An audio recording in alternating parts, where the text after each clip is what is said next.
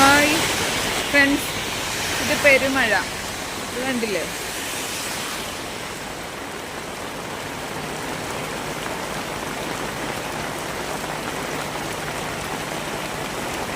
ഈ പെരുമഴയിൽ എൻ്റെ ടിക്കറ്റുകൾ കിടക്കുന്ന കണ്ടില്ലേ?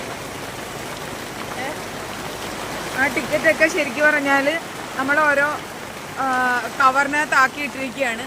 ഞാൻ ആകെ ഇന്ന് എടുത്തത് 72 ടിക്കറ്റാണ്. അതിൽ ഇത്ര സമയമായിട്ട് 9 ടിക്കറ്റാണ് എൻ്റെ കയ്യിൽ നിന്ന് വിറ്റുപോയിരിക്കുന്നത്. ബാക്കി ഇത്രയും ടിക്കറ്റ് ഇരിക്കുവാണ്. സമയം 1 മണിയായി. ആകെ ഇനിയുള്ളത് 2 മണിക്കൂറാണ്. ഈ 2 മണിക്കൂറിനുള്ളിൽ ഈ ബാക്കിയുള്ള 60 ടിക്കറ്റോളം എങ്ങനെ ഞാൻ വിറ്റ് തീർക്കുമെന്ന് എനിക്കറിയില്ല.